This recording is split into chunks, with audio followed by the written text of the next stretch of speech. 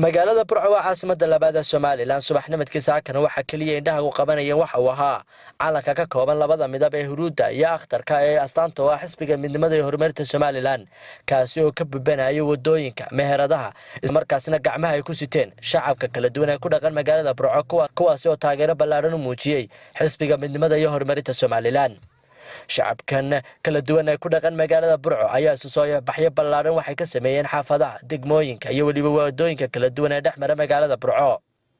intaasi kadib waxay iskugu soo biyo shubteen khayriyada magaalada Burco si ballaaran loogu diyaariyay banaanbaxa xisbiga kulmiye uu ka dhigay magaalada Burco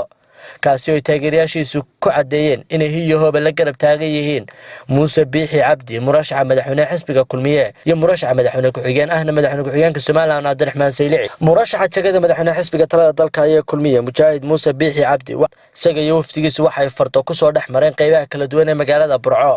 ugu dambeynna waxa ay gaadheen xarunta khayriyada ay ku sugnaayeen kumanaan ka mid ah shacabka ku dhaqan magaalada Burco ee taageerada ballaaran u muujiyay xisbiga kulmiye kadib markii musharaxu soo gaaray goobta fagaaraha ah ee uu uga khudbadeen lahaa shacabka waxay isu bedeshay xaaladda sida tani qofka horumarku kor u qaadayo kulmiyeynune intaasi kadib waxaa la fadhiisiyay halkii loogu talagalay murashax Muuse Biixi Cabdi iyo waftigiisaba ugu horeyn goobta waxa ka hadlay khayriyada magaalada Burco isla markaasina shacabka uga mahad celiyay sida ballaaran ay isugu soo banaan baxeen xildhibaan bidhi oo kamid ah gudida kaambeenka xisbiga talada dalka ee kulmiye waliba golaha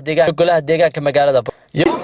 intii madaxweynaha u soo baxay shallaab inay maanta soo baxeen inay shallaab soo baxeen oo u soo baxeen musharaxeena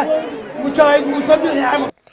inkaasi kadib waxa shacabka iyaguna la hadlay Cabdicasiis Maxamed Samaale wasiir Cismaan Cabdilaahi Saxardid Cadaani wasiir Cali Mareexaan wasiir Maxamuud Jaamac Galaal waana la kala badinayaa insha Allah ta'ala ya badin doona insha Allah ta'ala ya badin doona kulmiye Soomaha musiga ay ugu horeeyay tartameen codkii ugu badnaa ee uu ku soo baxay kulmiye waxa siiyay gobolka Togdheer iyo gobolka Maroodi Sheekh baa siiyay Burco ilaahay ka sokow Xirsi Xaaji Cali Xasan silaayay aanu dhamaystiray madaxweynaha jamhuuriyadda Soomaaliland iyo xisbiga kulmiye ayaa iska leh inaad kulmiyana caydo wax qabadkiisina sheegataa marxaban biyanu rabnaa waxa weeyaan had jir iyo wuxuu doono iskaga hadle looma baana waa la doodi karaa